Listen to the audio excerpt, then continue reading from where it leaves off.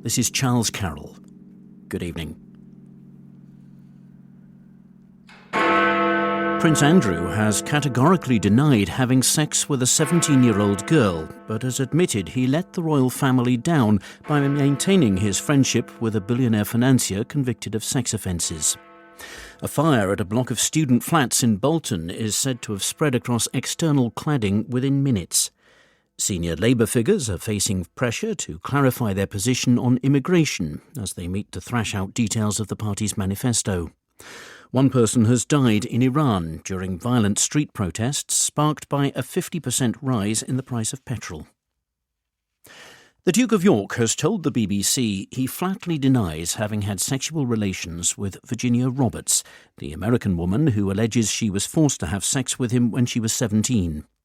Answering questions for the first time about his links to the disgraced financier Jeffrey Epstein, Prince Andrew admits he had let the side down when he stayed with him, even though he knew that he had been convicted of procuring an underage girl for prostitution. In the full interview, the Duke acknowledges it was the wrong thing to do. Here's our royal correspondent, Johnny Diamond.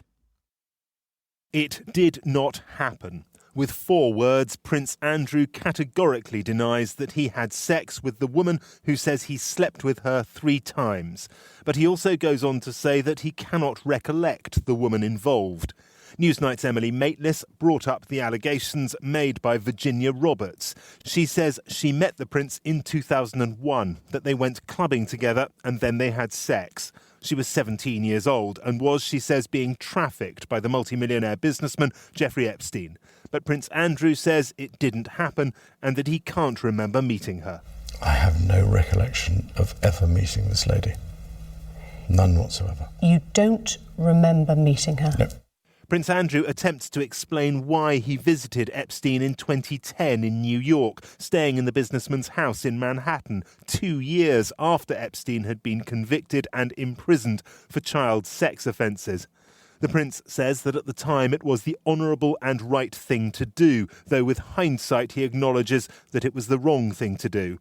He has a tendency, he says, to be too honourable, but now appreciates his mistake. The problem was the fact that once he had been convicted, You stayed with him. I stayed with him, and that's the bit that as it were, I kick myself for on a daily basis, because it was not something that was becoming of a member of the royal family, and we try and uphold the highest standards and practices, and I let the side down.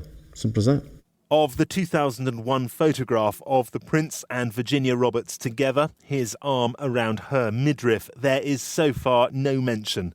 But the photograph is key to the allegations and is sure to be referred to in tonight's programme. Virginia Roberts has also made allegations against the lawyer Alan Dershowitz, who represented Jeffrey Epstein in 2008, saying that she was forced to have sex with him on multiple occasions. They're suing each other in the United States. Mr. Dershowitz told the BBC that her allegations were not to be trusted.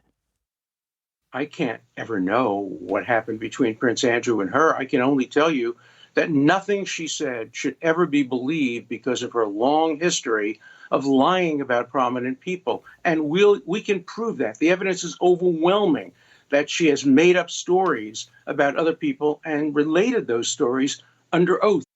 In the interview, the Duke welcomes the opportunity to put his side of the story. However, answering detailed questions about the allegations against himself and his relationship with Epstein does not come without risks, as our royal correspondent Nicholas Witchell explains. The decision to do this interview was very much that of Andrew and senior officials in his own private office. He, unsurprisingly, wants to try to draw a line under the whole Jeffrey Epstein affair and move on. But it's a considerable gamble. In agreeing to subject himself to a long and detailed interview with no questions submitted in advance, he will hope to give the impression that he has nothing to hide. His denial of sexual impropriety with Virginia Roberts is absolute, but his attempt to explain his continued contact with Epstein, even after the man's conviction, it was the honourable and right thing to do, Andrew said, will invite further criticism and perhaps even ridicule. For the royal family, and particularly for the Queen, it must all be deeply dismaying. Her officials will be watching public reaction very carefully. Their priority is to safeguard the reputation of the monarchy, and to have the monarch's second son embroiled in allegations, albeit strongly denied, of sleaze, is not a situation in which they will feel at all comfortable. The interview will be broadcast on BBC Two at 9 o'clock this evening. The Mayor of Greater Manchester, Andy Burnham, has called on the government to give people living in tower blocks which have cladding peace of mind following a major fire at a student flat in Bolton last night. An investigation is underway into the cause of the blaze at an accommodation block housing around 100 people. It spread very rapidly to the upper floors of the building known as the Cube. 2 people were injured. From Bolton, Olivia Richwald reports.